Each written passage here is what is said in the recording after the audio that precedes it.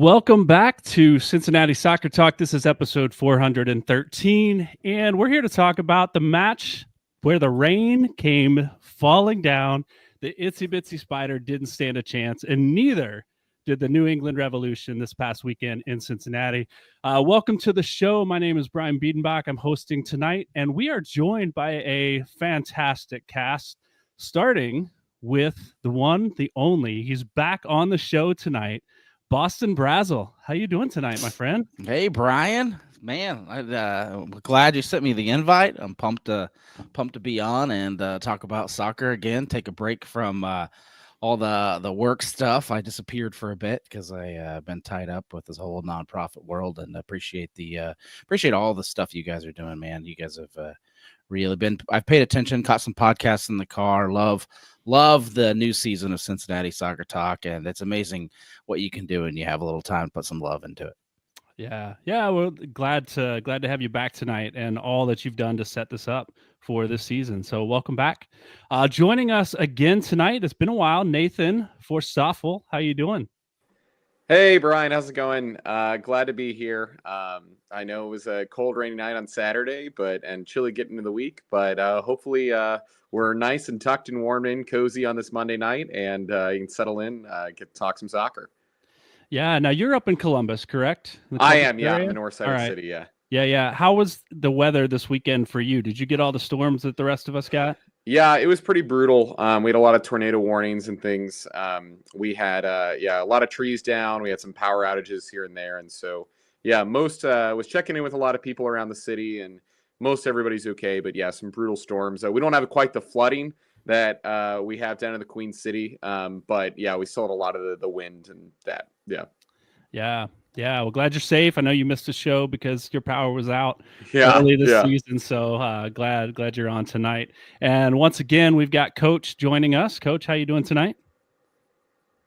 Doing really well. I'm excited to be back. We got a little of the new with Nathan. We got a little of the really, really old with Boston, because he's the old one now, even though I'm actually older than him, but he is the old one. So let's let everyone know that, because, old timer, all of the things.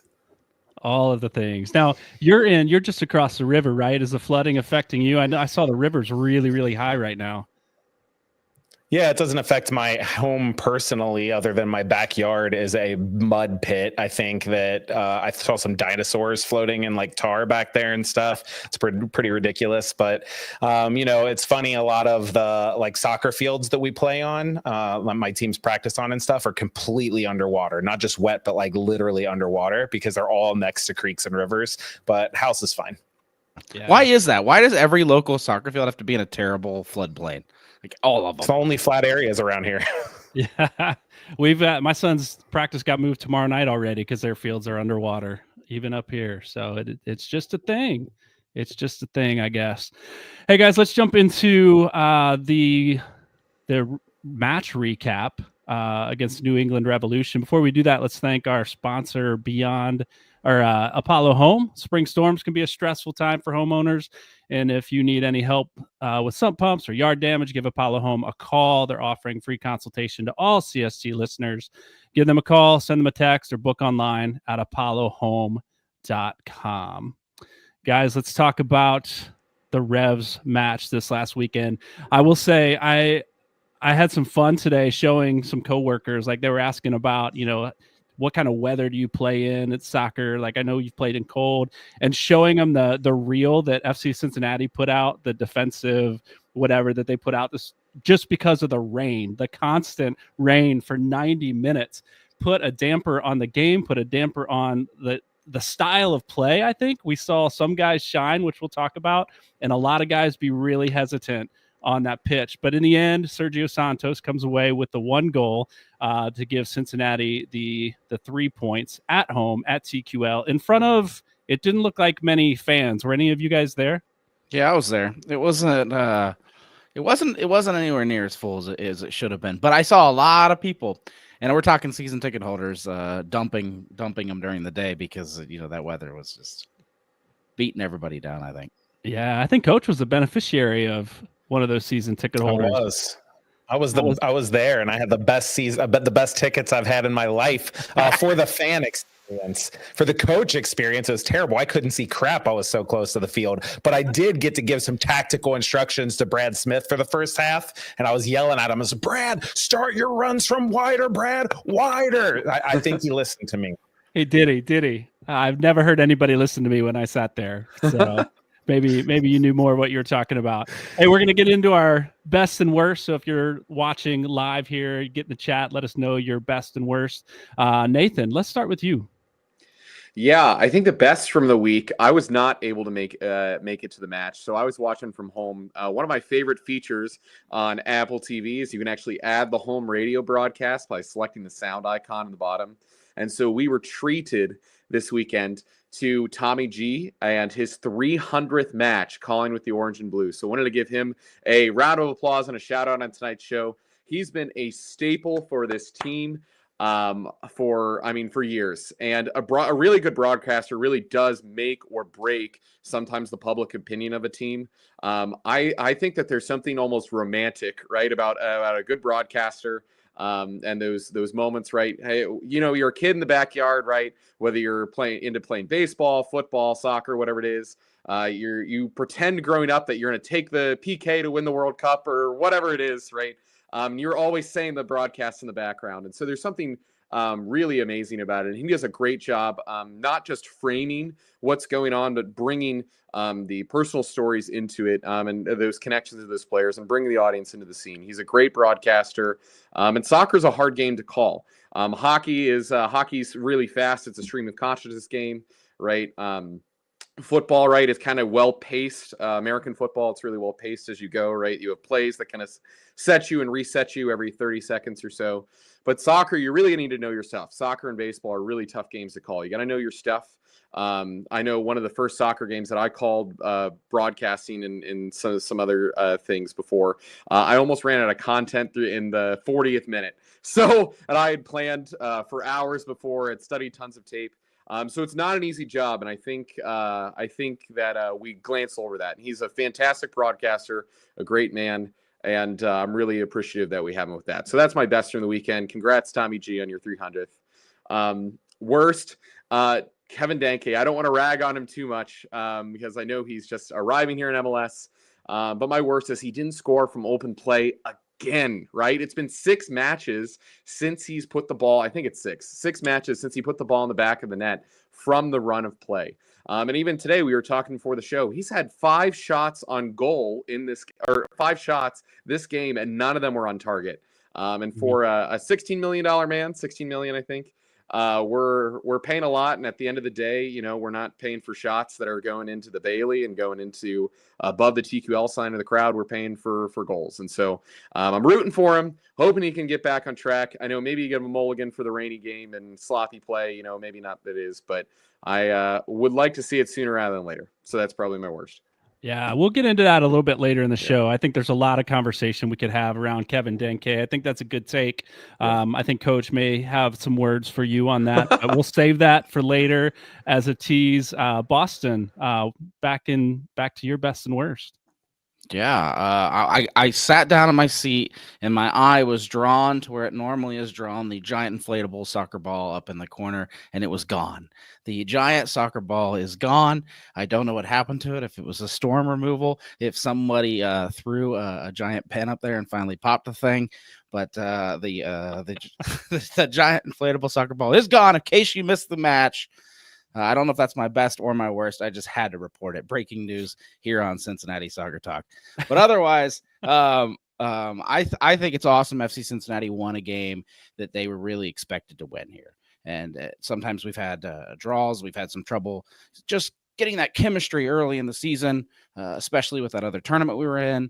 And boom, we should have beat New England. We did, even with the injuries. And I think that's a good thing. Hard to beat around the bush, even with the 1-0 win. And worst for me is definitely the weather, keeping fans away. I was hoping that this would be the spring game that brought everybody out. I want to feel that 26,000 person buzz in the stadium. It's not there. We haven't had it yet. FCC They hold back, I'd say, like 2,000 to 3,000 seats for non-season ticket holders, and we just haven't had that like full stadium punch game. But it's coming. The first warm day, man, it's coming. Yeah, we've had some cold, rainy, gross matches down there. So, yeah, I think you're right. I think it's coming as the weather gets better, and when Kevin Denke starts banging goals in the back of the net, crowds will show up and cheer him on. I'm going to throw a couple best and worst here in the chat. We'll get to you in a second, Coach. We've got Jose says the best was the defensive line playing better than we expected this week, and we'll talk about that a little bit later. And worse, KD, Kevin Denke, still now not being properly leveraged. I think to your point there, Nathan, that we haven't seen the best that he has to offer quite yet. We got Clifford Adams says his best is Lucas Engel. He did his best Obi imitation, and his worst was Corey almost always Baird. We'll talk about that here in just a moment as well. Coach. Yeah, I mean, I have to change mine up because my best is having Boston back on the show for the hard boots on the ground investigative reporting we've been missing. Whether it's the quality of the soft pretzels on the concourses or pieces of stadium decor, like we don't get this kind of stuff when we just have us other folks on here. So thank you for that, Boston. I'm going to look for. I can't believe I did not notice the giant soccer ball missing, and I was there. So no, but in all seriousness, my best is the tactical flexibility this team continues to show. So I know there's been a lot of talk about like not defending as well as they should, not attacking as well as they should, but I love the fact that we've seen this team be able to float in and out of several formations this year. I think that is going to pay real dividends down the stretch and in the playoffs. They played two formations in this game, kind of at the same time. I'm going to talk about that later. But that flexibility, I think, is so fun for me as a guy who likes to analyze the game to really watch. But as a coach, man, I got to say it. I know they got the 1-0 win, but the worst for me is their late game management. Man, after the 80th minute, they should be keeping the ball. I'm not saying that in the 80th minute you go hide in the corner, but you need to be a little bit more conservative. But then certainly when you're approaching stoppage time, in the 89th minute, they had two consecutive corner kicks that they worked into the box instead of just shielding in the corner. And the 90th minute, Dado was carrying the ball and he was in the middle. He carried out to the corner. I was like, yes, Dado. And then he cut it in and dribbled back into the middle and tried to create something. And then perhaps the one of the worst things, in the 93rd minute, New England's coming up the FC Cincinnati left side, so the right side for them. And Luke Orishano's jogging back. I'm on that side of the pitch, close seats to the field. I'm yelling, Luca, get to the back stick. And he's just jogging. He sees the guy. He's working his way back there, but there was just no urgency. It's the 93rd minute. There's only 3 minutes of stoppage time. So you're past that time, and he's jogging back defensively. They crossed the ball to that player. Luckily, the cross floated and Roman came out and caught it. And then the very final touch of the game was my favorite player, Pavel Bucha, blasting the ball over from 20 yards out when, again, he could have passed it to the corner. Just that late game management, it didn't cost FC Cincinnati here, but we've seen it cost them in the past, so that's got to be my worst. Yeah. You know, Coach, as you were talking, I'm thinking Messi's bodyguard that paces the sidelines. I think we need Coach Goff pacing the opposite sideline from Coach Noonan, just shouting instructions. I think that's what maybe Cincinnati needs on that sideline. So let's put that People keep saying, why is Brad Smith not on the field? Why is he standing over there in street clothes? I can't wait for players that get paid millions of dollars that have just ran 5 miles get yelled at by coach to run more. Oh, that would be fantastic. I would pay to see that alone. So my best this week was I had forgotten until I saw his face as the teams walked out that Caleb Porter was managing New England Revolution, and he was back in Cincinnati. And my best is the look on his face when he comes to TQL and gets beat. I hate when he walks away a victor, but when he gets beat at TQL Stadium, it is priceless after the shushing of the crowd when Columbus tied the match a few years back. Fantastic. I'd pay to see that as well every single time. Every time he comes, Brian, he's with a new team, though. That's true. And I'm okay with that. Bring him back more often. Let's just keep sending him home with tears in his eyes. That'd be great. That'd be great. My Literally, my friends and I work a list of our most hated teams, top 5 most hated teams, and my 5th is always just whoever Caleb Porter is coaching. So I'm with you, Brian. Sorry, get to your worst. And when he's out of MLS, we'll bring him here for Open Cup when he's coaching Louisville City or something like that. There you go. Yeah. He'll just get signed to the next expansion team. He'll always find his way back. I didn't realize he coached Pat Noonan at Indiana till I listened to this broadcast, so I didn't know there was history there. But on a more serious note, my worst of the week had nothing to do with the Cincinnati match. It was I dogged on him last week. Walker Zimmerman, center back for Nashville. I dogged on him last week because I think it was justified the penalty that he gave up after not the dive he took, whatever, against Kevin Denke, the physical game he played. So I ragged on him a little bit last week, but the injury he sustained this week, I haven't heard update in a while, but the taking a bicycle kick right to the face and just seeing him go, just flat to ground after being knocked out. Hope he's okay. Hate to see whoever it is. Hate to see, no matter who it is, an injury like that. So anyway, let's get back to some of this match this week. We start the match, right? And we see a lineup that does not include Evander, Obi, Kubo, Hadeb, and Robinson. 5 of our starters are missing in this match. Yes, it's the New England Revolution coming to town, who's by no means on a hot streak, but we're missing 5 of our starters that we've come in many ways to depend on. Miazga is back. He's at least on the bench. Maybe that gave us a little hope just to see a guy that's returning from injury at least work his way into the 18, probably because we had 5 others that weren't there, right? What were your initial thoughts when you saw this lineup and who was not even available on the bench? Yeah, I mean, I think that as soon as I saw it, I'm like, well, we're going to try to do the best we can to scrape together 3 points at home, right? I mean, that's your initial response to that with how many guys out and just looking to just like you have to get rotation, you have to get guys rest. I mean, if the people are taking knocks, this is not the match to put them into with the weather report, right? I mean, you could make things worse. It was heartwarming, right, to see Miazga on it. I at least took some consolation from it to at least see him on the availability chart, even if it was only on the bench.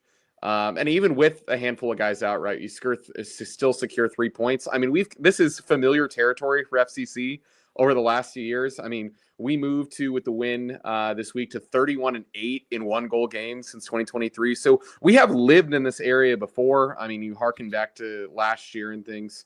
And the big news with that too is even with a rotated side a little bit, New England is the final Eastern Conference team to lose in TQL. So they're the last team that were unbeaten. So it only took us 7 years or so, but we got them there. And I mean, to do that with a rotated squad, I mean, feels pretty good. Yeah, no doubt. Coach, what'd you think? I totally am with you guys on the Miazga point.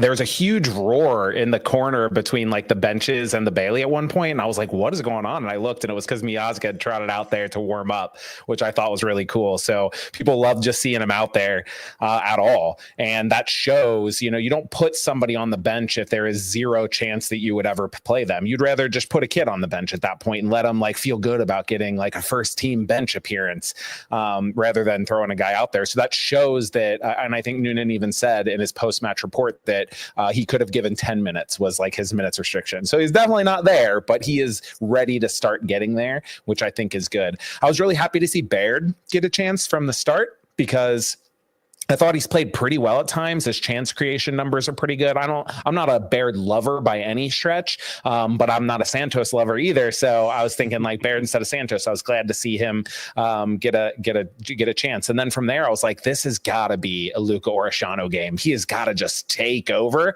And we didn't see that, but we saw some other players step up. Well, Pavel Bucha was just fantastic again. And we'll talk about some of these players a little bit later in player analysis. So I don't want to get it too much into that, but these ancillary pieces stepping up. I thought Dado Valenzuela's minutes off the bench, very short, but they were really good other than I wanted him to go eat the ball in the corner. And instead he beat 2 defenders to dribble the ball into the box, which, showing some skill there. So.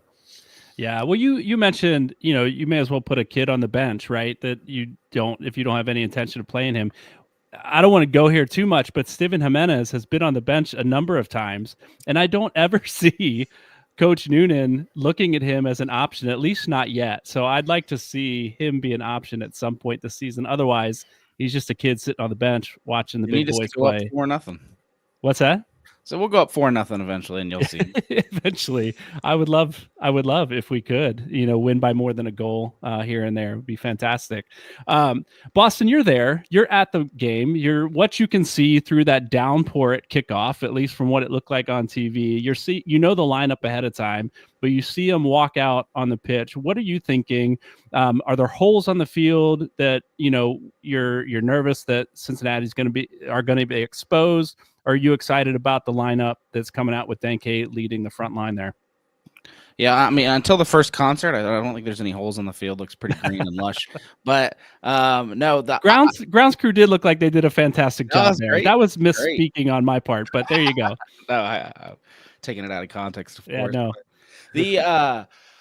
The lineup, no, the bench was light, right? We didn't even fill a full bench, so I thought it was pretty lackluster. Honestly, my initial thought was, okay, I think we still have the team to beat New England, because New England has just been like driftless. They have one player, Carlos Gil, and if you can stop him this year, that they pretty much shown to just they haven't been able to do anything. They have one win, and that was with Gil scoring last week, I think. Yeah. Yeah, so two set pieces, I think. Yeah, so honestly, if you don't do what FC Cincinnati has done in the past with him, is just give that guy room and he shoots from the freaking top of the box, then you're fine. You got a chance, and they did. They locked this one away. I honestly had a feeling it was going to be a 1-0 game after about 40 minutes, because it was a dogfight there in this one. The people, I thought I caught the guy next to me drifting off, because we had a couple good shots on goal. They had a couple good shots on goal, and then snooze fest for about 25 minutes. So 1-0 goal looked to be like what the result would be, and I didn't know who was going to get it, but I'm glad it was us. Yeah, no doubt. Rain games like that were my favorite to play in as a goalkeeper, which is really weird. As a fan, I don't know that I love it so much, but I do think it changes the style of play. It changes the effort of the players, which we'll talk about in a moment. With Lucas Engel, I think he shined in a way that because of his play style that others maybe were a little bit more hesitant. So yeah, I think the teams were light, or at least Cincinnati was light coming out, but you're right. They proved to be the better team, I think, in possession, proved to be the better team going forward. I want to talk a little bit about, as we get into maybe some of the talking tactics there, the patience of this team going forward, Boston, that you were talking about a little bit earlier. But to lead into that, I want to talk about some of these players specifically that we saw shine or not shine this last weekend. Let's start with Lucas Engel.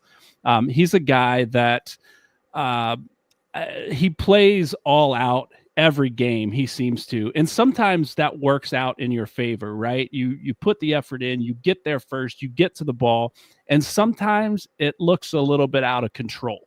Right? You're trying so hard, and other players are just letting the ball come to them and play around you because they know you're a torpedo coming straight at them. It worked in Lucas Engel's favor in this match, to me.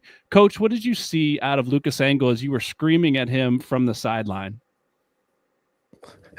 I think it was interesting because, speaking of screaming from the sideline, I want to know if FC Bittlinger was sitting near me, because there was somebody sitting near me that was yelled at Baird to shoot every time, and he's putting that in the chat. So you got to let me know, Bittlinger. But Engel reads the game really well. So you talk about him like going hard to the ball. It's because he reads the game well. So when he sees that pass develop, he goes after it. And so I don't know if it was as much the elements. It could be a bit of that, because as he's reading the game, it gives him an extra step, right? Where other guys might be reacting to the ball and you might slip or something. He is getting ready to go to that ball as it's getting passed because he's reading it. But he had 4 tackles and 4 interceptions, which both led the team. So defensively, he was great. great.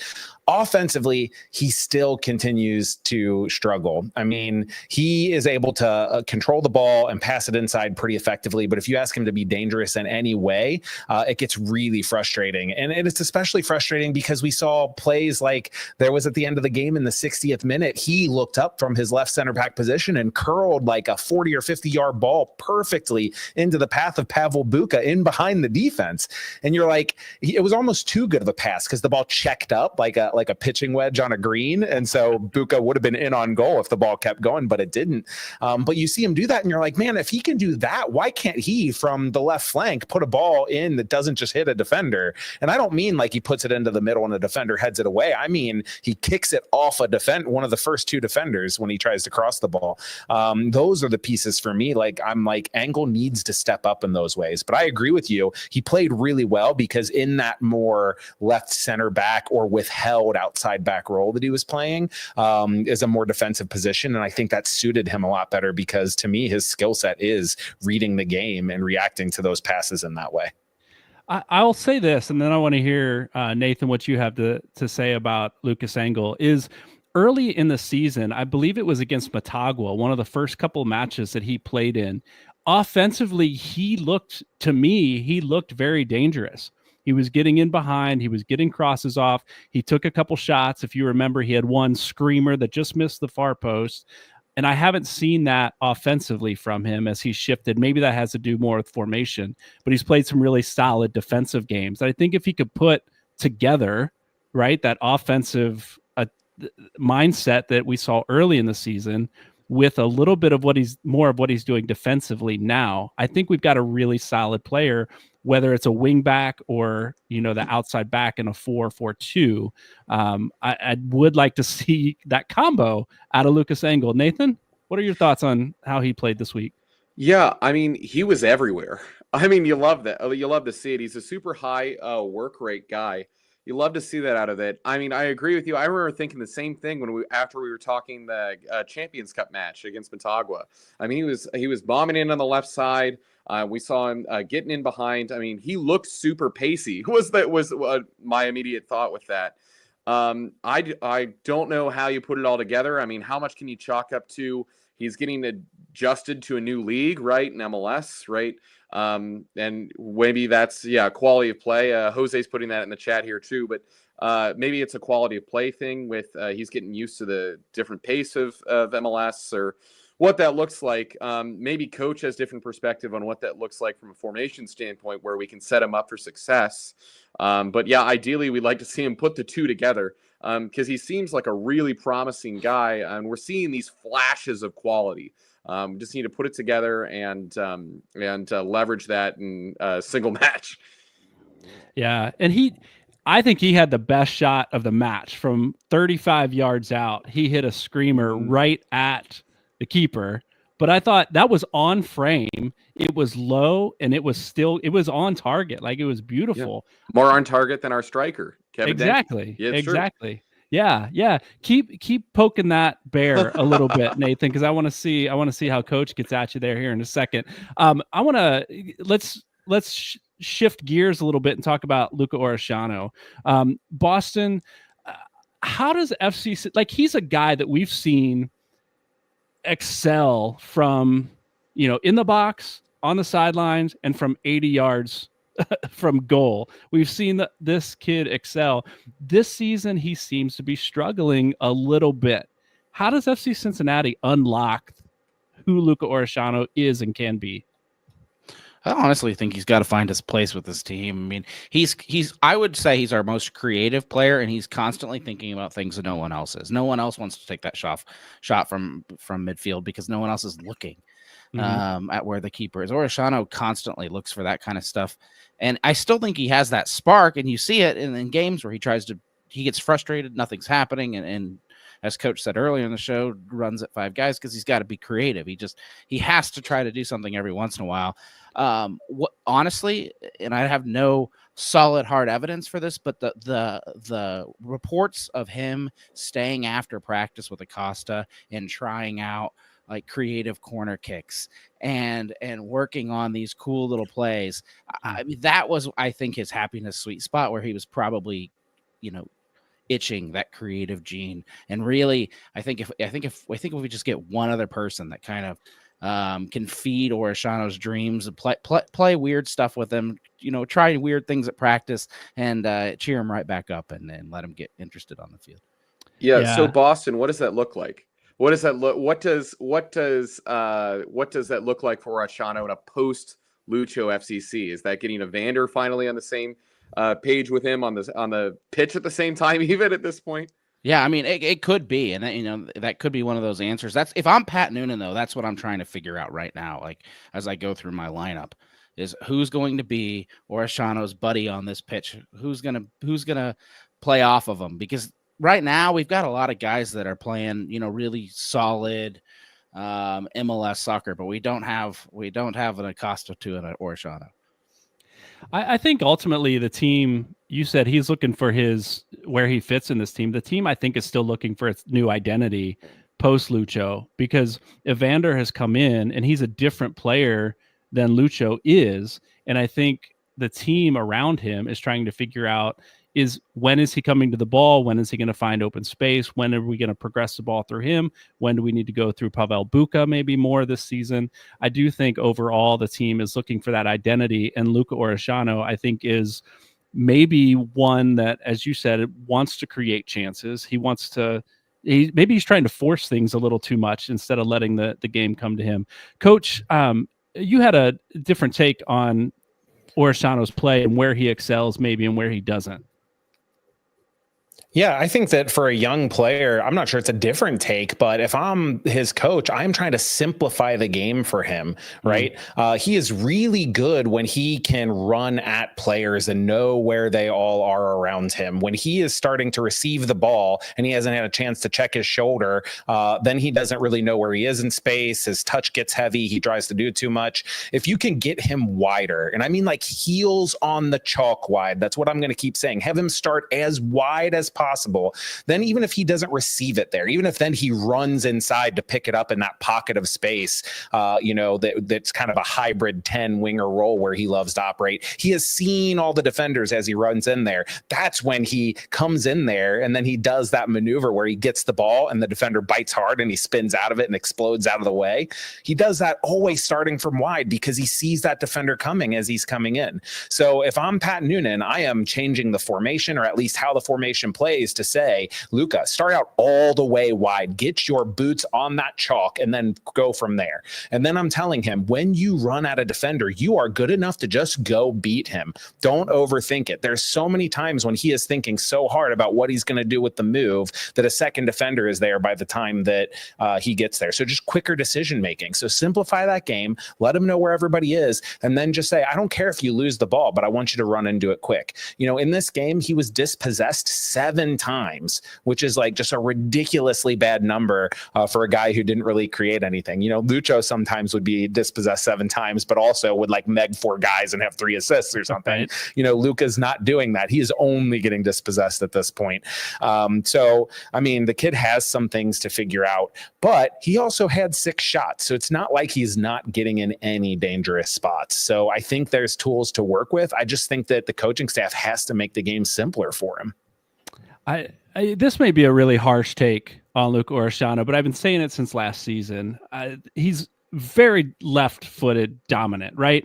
And defenses are playing him that way. They know that. Early last season, he could blow by anybody because he was a new player. They're still trying to get a read on who he was. By the end of last season, you saw players cheating to his right or cheating to his left because they know he wasn't going to go to his right. This season, what I've seen is that first defender playing him straight on, daring him to go to his right. If you beat me to my left, that second defender is waiting there on my right side to dispossess you.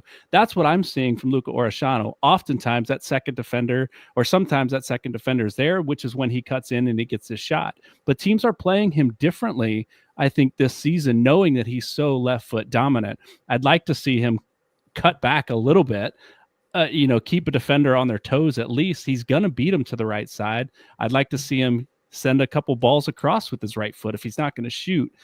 So that's my take on Luca Orishano. I'm making him use his right foot in practice all week long. That's what I'm doing as a coach. Like, you're, 8 years old in Pee Wee soccer, right? Use your off foot. Just practice with your off foot.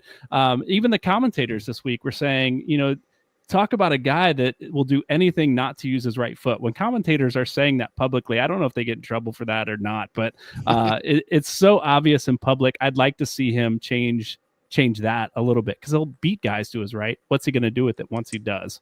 He doesn't trust himself there. We could talk a lot more about Orishano. I want to bring Kevin Denke to the front of this conversation because we've heard him come up a couple of times. Nathan is not impressed with his play right now so far this season, at least current play. Coach has maybe some different thoughts on that. Nathan, actually, I want to get Boston's thoughts here, because we know where those two are going to go. Boston, what are you seeing out of Kevin Denke? And did we overspend for this guy? Man, that's an early question. That's a tough one. Because, a lot of fans think, well, $16 million, I should see some kind of a result every single game. I mean, my counterpoint is it wasn't your $16 million, so what do you expect? But overall, no, FCC has a great team on paper, and I'm going to honestly cheat and go in the middle here and just say that, no, there's not enough time, because we were in another tournament. And we were playing 2 a week right off the rip, and we still have injuries. We still have all these guys rotating in and out of the lineup. And yeah, I think Nate's point of $16 million should be doing more, should be carrying the team on his back if he has to. I can see it. I understand it. I feel it when I'm watching the match and the balls miss just right of the post or something. I'm like, there's the money. Where's the money? But no, I think honestly, FCC has always struggled when they don't have enough weapons on the pitch and everybody can focus on one guy. And I kind of think that's just where we're at right now. I think that's where New England did, and we still ended up walking away with that one. But you get Orishano, Evander, and Denke, and these guys all rocking and rolling. I think maybe get some mid-season help where we don't have to play Corey Baird and Santos as the other option, and we'll be all right. Yeah, good take, Nathan. I want you to give us your full complement of thoughts on Kevin Denke now. Yeah, no, I'm not questioning. I know I saw a few things in the comments. I'm not questioning his work rate, right? Like, I see him trying to get the opportunity in dangerous areas. But ultimately, what it comes down to is we pay strikers to score, right? And as an FCC fan, we've been burned before, right? We bought into the hype and the promise of Jurgen Locadia, right? We bought into the promise of Bupenza, right? We have seen strikers come and go again and again. And some of the strikers play. I mean, Vasquez had some success, right? But he's been, and even, I mean, Brenner to some degree, right? But they've moved on, right? I'm still seeing the shades of some of those other misses. And yeah, as an FCC fan, that's remarkably frustrating.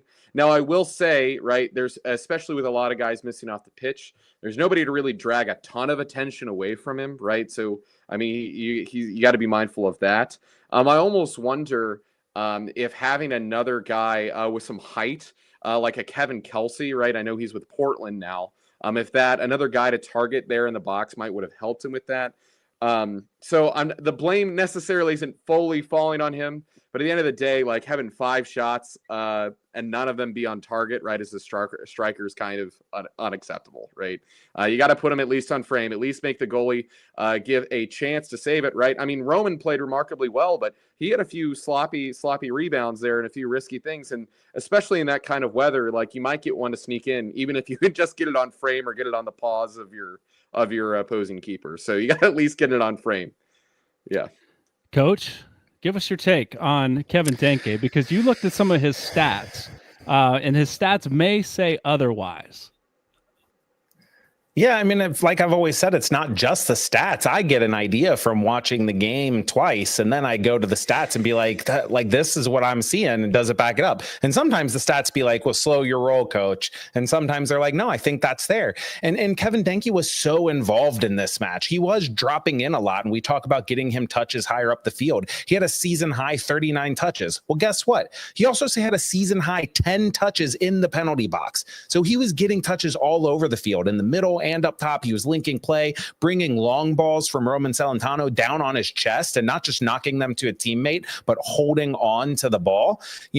I think that his game is predicated on strength and on getting to the right spot, because he is not a guy that's going to beat people 1v1. And he's not a guy who is going to be like a speed merchant like Latte Lot over in Atlanta, right? So getting to the right spot means you have to have the guy putting the ball to that right spot too. So I went back and I watched some of his runs in the box. And it seems like every run he made, the guy would either try to deliver it to him and hit the first defender, see Lucas Engel, see Brad Smith, see DeAndre Edlin, or he would go to make a run and he'd try to bail out of that run to check out and get a cutback, and the guy would try to hit the ball into the post where he thought that Denke was going to run to. So they're people that are not on the same page. And his shots, they were all pretty good shots, other than the couple that he waited too long and that were blocked.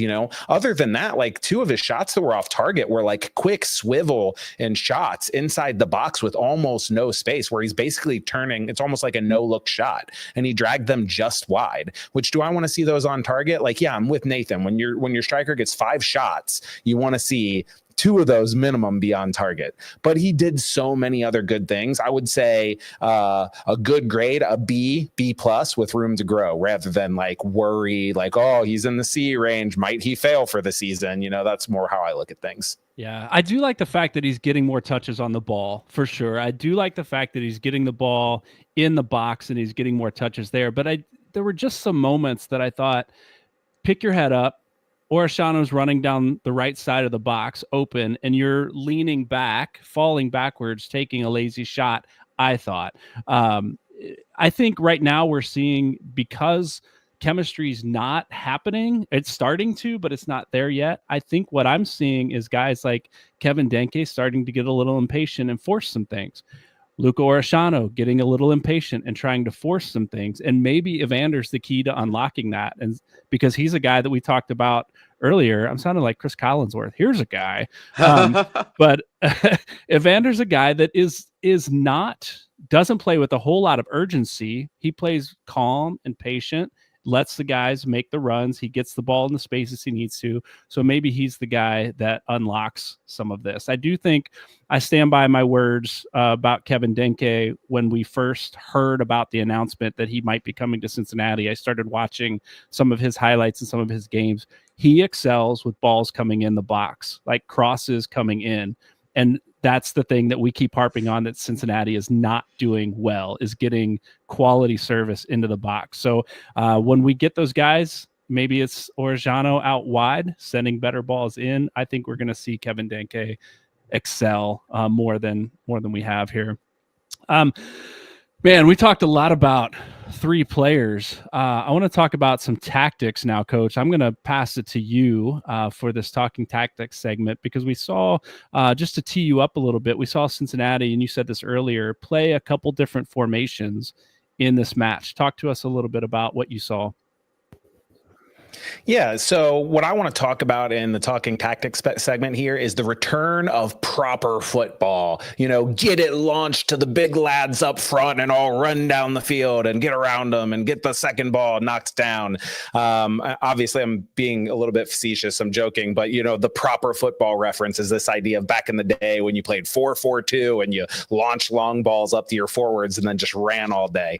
Well, one thing we know about FC Cincinnati is they have struggled to progress the ball at times, and especially when Evander hasn't been on the field. So, I'm wondering, if I asked you, Nathan, if I said, hey, what formation did FC Cincinnati play? What would your answer be? Yeah, well, I know they flex between a couple with it, right? So, we play in the sword formation, right? You play that formation there. That's a good question.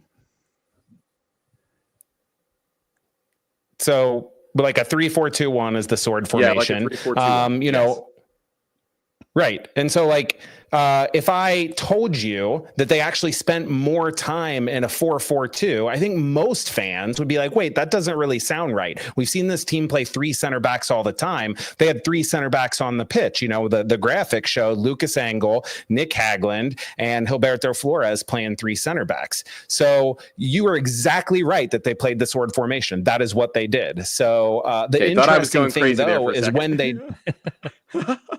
No, like I didn't mean to set you up. I meant to just like give you the softball to knock out of the park, the obvious answer.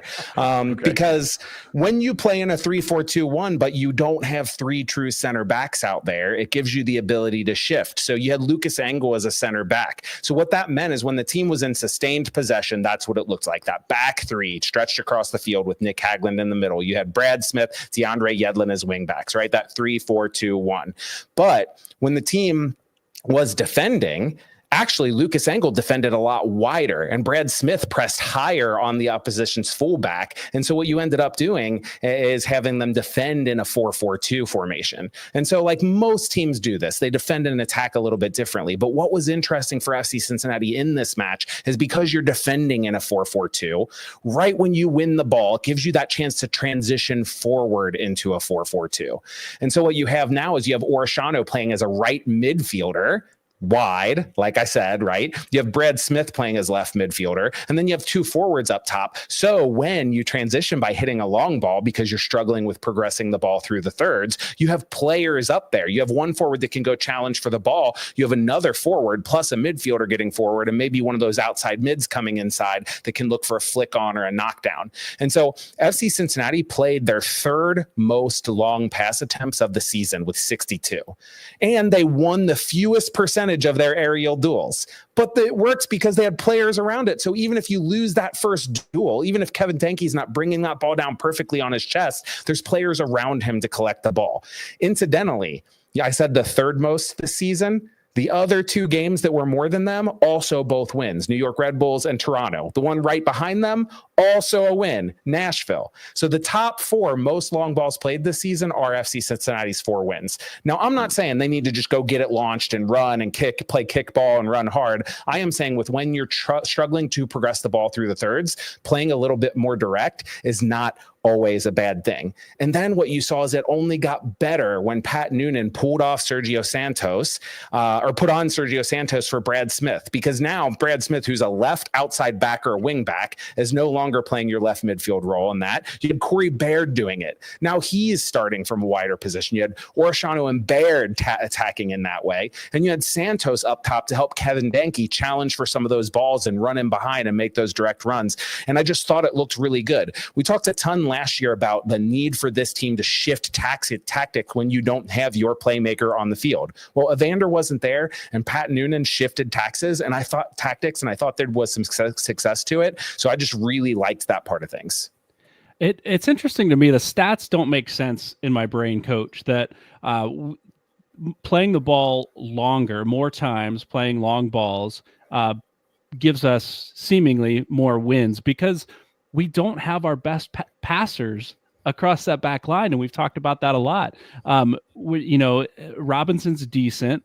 Nick Hagland is not the best passer out there. DeAndre Yedlin, the balls he sends up are hit or miss. He doesn't always send good ones. He does send some daggers up there. But sending the ball up, are you saying because we have more bodies up there to receive, whether it's, the first ball or the second ball, that's a better formation for us to get that? Or are these guys really connecting more of their passes than what we think they are? No, definitely the first one. It is all about like when you're struggling with passing the ball because you're not on the same page, because you don't have your best players out there all the time. Miles Robinson is probably the best passing center back on the team. If it's not him, it's Matt Miazga. Neither of them were out there. So you don't have your best passers. So getting the ball forward and not completing passes is okay if when Kevin Denke goes up and challenges a center back for a 50-50 ball and does enough to where the center back quarterback's not just heading it 30 yards or 40 yards back down the field. He's kind of getting a partial header or deflecting it. Then all you need to do is have players around that are ready to get on that second ball. And you saw that so many times where the ball would go forward and it would like bobble around a little bit. And then all of a sudden Corey Baird, who had come narrow from his left mid position or whatever, or when he was playing as a second forward, would get on the ball in those spots and then control it from there. So again, not like I just want him to launch the ball all the time, go, but I mean, in moments when the weather is bad, when you don't have your best players, I think playing a bit more direct is important. You know, it's a good thing my wife doesn't listen to our podcast, because her favorite thing to yell is boot it. And I think you just gave some credence to that, and I'm not going to let her listen. And hopefully she didn't hear me say that. I'm dying on the inside that I'm giving credence to that. I am. Hey, we're getting late in the show and we haven't thanked Beyond Exercise, our great sponsor here. Beyond Exercise is a local physical therapy and fitness business that helps people stay active and injury-free. In fact, they help some of our local MLS, MLS Next, and FCC Academy players with their health and performance needs. If you find yourself in a bind, looking for some rehab, check out their suite of services at gobeyondexercise.com. Now, I think Jason was looking for some of their services last week. I don't know if he hit them up, but make sure you check them out. They've been a great sponsor for a number of years here on the show. Let's transition out of this particular match. We've had some rumors swirling. We don't have a whole lot of time to spend on these, but there was rumors of Kevin De Bruyne coming to MLS. We've since learned that Miami, of all people, of all teams, Miami owns the rights, discovery rights to Kevin De Bruyne. That I don't know that that's really fair, but what's been fair in Miami for 2 seasons now? Am I right? How old is he? He's got to be above a certain age to play for Miami. They only take the oldest. I'm not sure. How old is he? Does he say 34? He'll be 34 this summer. That might work. That might work. Closer to 40 be even better, but 34 might work. He's going to be 35 in the summer. Oh, my word. No, he's going to be 34 this summer. He's 33 right now. 34 this summer. He's a spring chicken. Yeah, another player that's been in the rumor mill is Thomas Mueller from Bayern. There's been rumor that FCC perhaps has put an offer in, but perhaps has not put an offer in, depending on which side of the story you're listening to. I think he's third. How old is he? 37? Is that what I saw? So he's no spring chicken either. Are you excited about any of these players potentially? Like, I know they're not linked directly to Cincinnati other than Thomas Mueller, but a player of that caliber, of at least that history of that caliber, coming to Cincinnati potentially in a summer window. And who would you give up if we had an opportunity at either one of those guys? Well, we just got that $200,000 allocation money this week or last week, so now we can do anything, Brian. $200,000 for Thomas Mueller. If he would take that, I would take that. I think with the room we have and we're still shopping we're still getting a little cash here and there.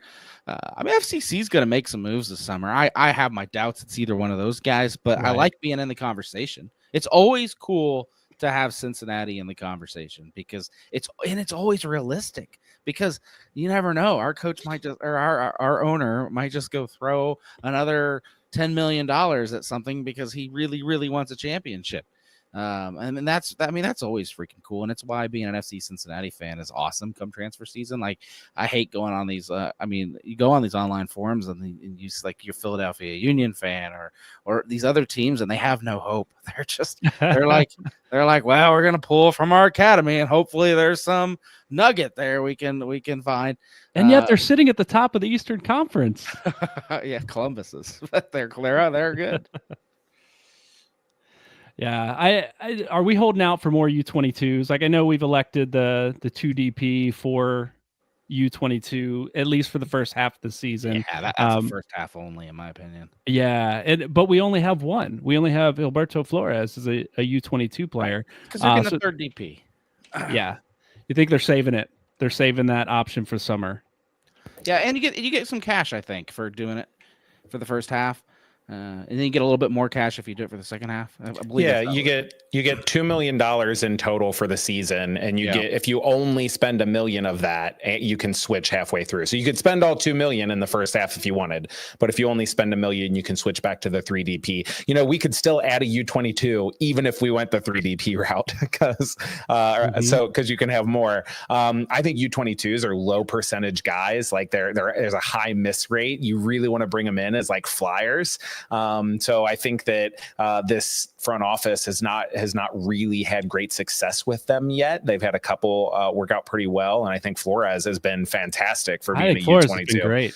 But I would love to see them at a U22 as for in terms of these aging veterans. I think De Bruyne could be awesome in MLS. Like we've seen guys like Ashley Westwood and Matthias Klick be really good. Both his injury history and the fact that Tom Bogert is reporting he wants like Lorenzo Insigne type money. I think even whether he's in Miami or what, I think it's going to be one of those things where he might be a great player, but he's going to be hurt a lot, and he is going to probably struggle to make an impact commensurate with his salary. I think Thomas Mueller would only be the kind of player I'd want if he came in and was willing to accept that super sub sort of role that we saw Gareth Bale take up for LAFC during their title winning season. You know, teammate for the $200,000 that Boston's offering. Exactly. That's basically what Bale did for a chance to golf in LA.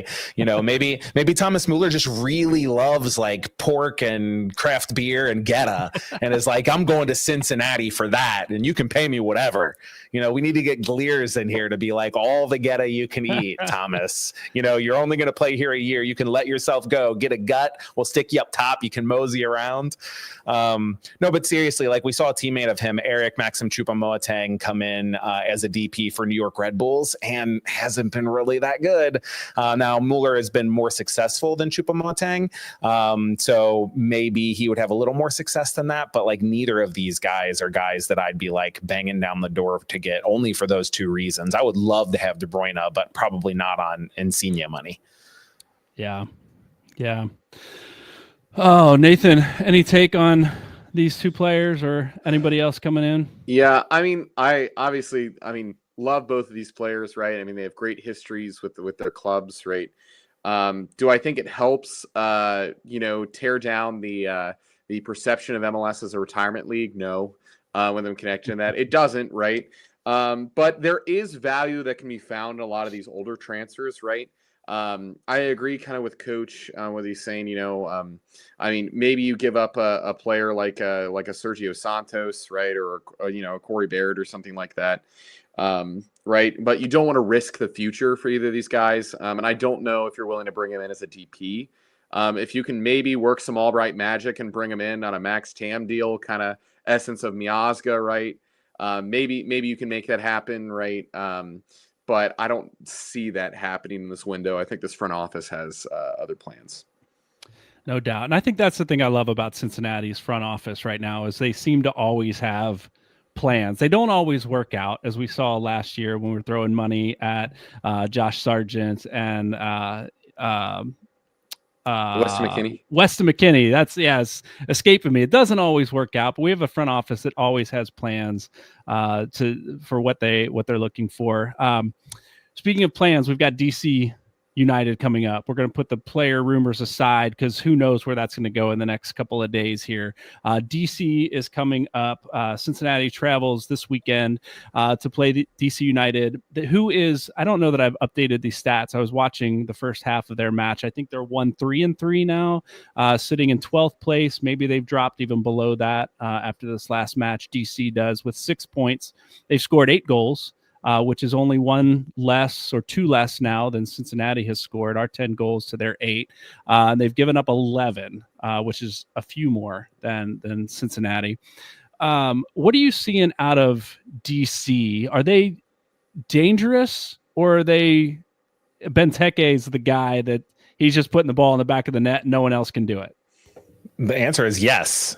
in total there, because they are dangerous, because Benteke is a singular force up there in terms of his aerial ability. And I would have loved to get to see him and Matt Miazga go at it again like we did a couple years ago. I think Matt Miazga was one of the only players to like go 50-50 in aerial duels with Benteke.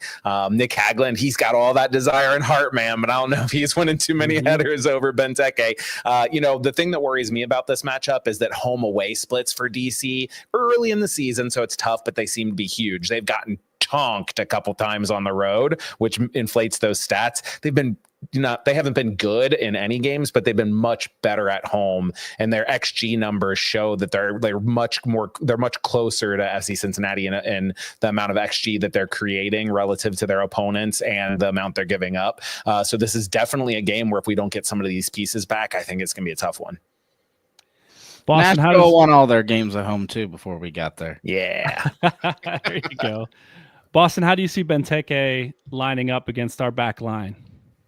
I hope Miazga's back, and there's a chance. I don't think a whole game, right? But maybe he goes from a 10-minute to a 30 or a 45-minute game, and so that would help a lot. It really would. And what a welcome back to Major League Soccer than going up against that guy. So hopefully we could keep him healthy, keep him great. And I'm with 100% with Coach. The more players we have, the better. However, we just need to do exactly what we did against New England, which is beat the team that we're supposed to beat. Kick DC while they're down. Don't let them get up. Don't let them feel good. And I think FC Cincinnati can do that. We have the roster to do that. We spent money, they haven't. We've brought in talent, they haven't. Besides, they're big guys. So if we can use our multiple guys versus their one, this is supposed to be ours, and let's just let it be that simple. Yeah, I think that's the reason I'm excited to see Miazga potentially back, is because our back line, we've talked about it over and over, is not good at winning aerial duels. I'm glad Hagland's back because he's the guy that will do it. Miazga, I think I'd rather see him winning aerial duels than chasing a guy down coming off of the injury that he had. Like, I'd like to see him out there a little bit. I'm not sure if I risk it this week. If you watch, I don't know if you guys watched the game DC played against San Jose this last weekend, but every time, at least in the first half, every time DC had the ball going forward, the two center backs of San Jose literally sandwiched Benteke. He had no place to run. One in front, one in back, and both of them have their hands on him, not letting him get free. He really struggled in that match. I don't know that we've got the back line and our formation changes that can do that. We've got a guy that can chase him down. We've got Nick Hagland who can maybe win balls in the air, but I think he's going to be dangerous this coming weekend. Nathan, I want to start with you. This next question, what are you hoping to see out of Cincinnati as they face DC this week? Yeah, well, first and foremost, right? Benteke is worth the price of admission, and so you're watching the tape from San Jose, right? And you want to make sure that you're locking him down, right? That's and the same kind of thing. Actually, it kind of mirrors a little bit what we saw this past week with New England, right? I was actually really impressed. Carlos Gil, his name was called very infrequently. You didn't hear it a whole lot. You really kept him off the ball. We're to be looking to do the exact same thing here. Obviously, having Miazga would help with that.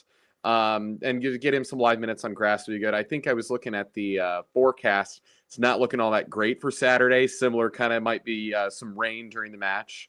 So maybe we delay him until he goes to Chicago, right? Soldier Field's also natural grass. So you're working him back in with that. But I think you got to, as you said, you got to get hands on Benteke. Can't give him opportunities in space. And if we do that, we should be all right. I think it's going to be another 1-goal game, maybe 1-0. Maybe 2-1, depending on who we have available. But that's what I'd expect to see. Coach, I think you're going to be in the stadium next week in DC. Is that right? What are you hoping to see? Yeah, I'm going to be there. So I just want to see a win. I've heard glorious tales of Boston witnessing both away wins and tales of sadness when he has to be there for losses, and then apparently sit in the stadium forever wallowing in your loss while they let the home supporters out first. Yeah. So you better win. Yeah, so I really want to see a win. But outside of that, I want to see FC Cincinnati do what they need to do to limit DC in transition. FC Cincinnati gives the ball up in some bad spots and has defense or offenses running at them too often. And that's the way DC United can be dangerous. I think that if we limit them in transition and make them try to break us down when they have the ball, to break FC Cincinnati down, I really don't think they'll be able to create much. So I want to see them limit that. Yeah. Boston, you weighed in just a moment ago about making sure we kick DC while they're down, right? Anything you want to add to what you're hoping to see out of the team this weekend? No, a little bit healthier. Just add another piece, add another couple pieces. We've got to get this team back to full form by the summer. There's a big joke out there, year after year we've heard where MLS soccer doesn't really start till after the summer break. And it's kind of true in a way. You see teams play other tournaments. You've seen teams play league go all out in Leagues Cup or Open Cup or whatever, and then all of a sudden make a big run at the end of the year, get in the playoffs, and do wonderful things. So, it's not. I think it's great to be where we're at right now. Still in playoff position, still in pretty good position overall. One game back from the top, I believe. So. Mm-hmm. Sitting pretty. Season's yet to really get going. Yeah. Yeah, as much as I missed seeing Evander and Kubo and Obi, I think in a game like that was so wet and sloppy and gross, it was probably the best thing to rest them, to save them for some of the tougher matches coming up. And, we benefited from that this week. So hopefully we see them back out. I did just some quick analysis, right? I didn't dive deep into the stats about as I was thinking about what I am hoping to see in this match against DC. And it looks that DC has given up 10 goals or so so far this season.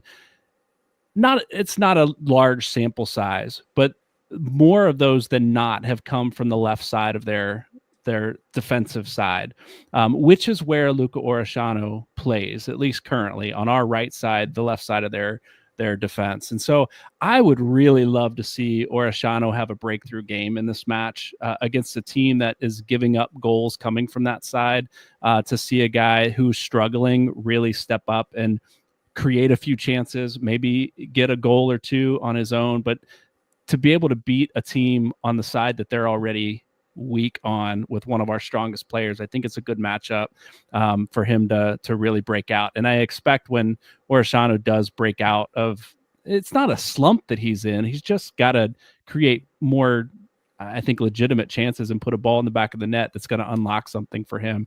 And I think this could be the game to do it. So I'm really excited to see that. And while I was doing that same research, this may just discredit everything I just said, because as I was doing that research, I also saw that, get this, against Nashville SC, DC United against Nashville SC on June 28th, 2025. It also says this, note, this date is in the future, but the data is available. DC United conceded 7 goals. So if this proves to be correct, our boss and I are already talking. We're putting, we're asking about stocks. We're asking, what's going to happen here. So that may just discredit everything I said, but AI is telling me that June 28th, 2025, Nashville's given up 7 goals, most of those coming from the left side of their back line. So that's pretty fantastic. 7 goals in sports betting on soccer is a lot of money. So I'm glad to know in advance. So thank you. Put your money on it now. AI said so. Google Gemini says so.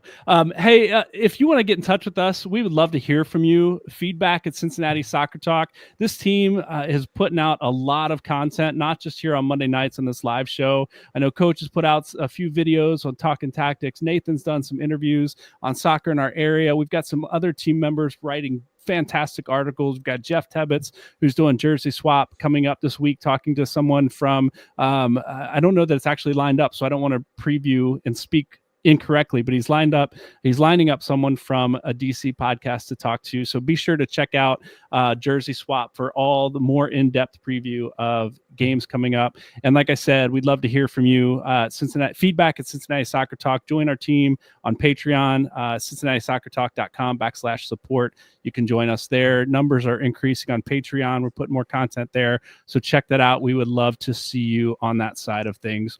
Guys, for our final thoughts, just thought sometimes we do this. I put a question out there to answer. It's not just kind of free reign.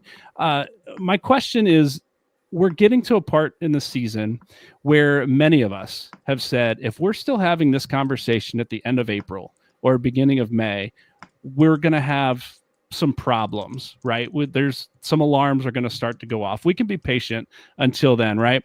We're getting to the part in the season where that's quickly approaching. So I'm just asking progress report. How do you think this team is progressing so far this season? Are you happy with where they're at? Would you like to see more? And do you think they're headed in the right direction? Boston, I want to start with you tonight. Give you your chance at your final thought here on the show. Yeah, I'm overall happy with fifth at this point in the season. I would like to be first or second. We all maybe thought we had a good shot at being first or second, just with all this talent, bringing in one of the best 10s available in the league, $16 million striker. Is it a chemistry thing that we're not quite there yet? Is it a midfield thing? We're terrible against the press. What is it? I'm not sure, but I'm happy to have the coach we do and to try to work that out. So I'll take fifth, Brian. I'm not gonna get greedy and complain here, but I think there's pieces definitely to solve. But I'm happy to be a Cincinnati fan. I think we've got all the pieces to solve them. No doubt.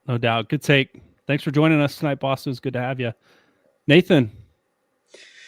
Yeah, I mean, I think at this point in the season, I know that we're getting into the flow of it, but it is still early, right? It is still early. It's a long season. I know I gave Kevin Denke a lot of grief tonight. Still love you, Kevin. I'm rooting for you this week.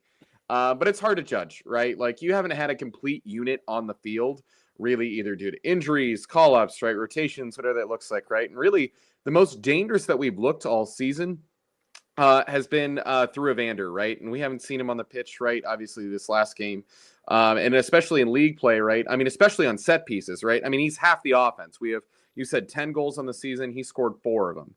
So he's about half the offense, and 2 of those have come off set pieces. He's looked really dangerous, which I know has been kind of a pain point for us in the past. So that's a positive thing for us to see in the right direction.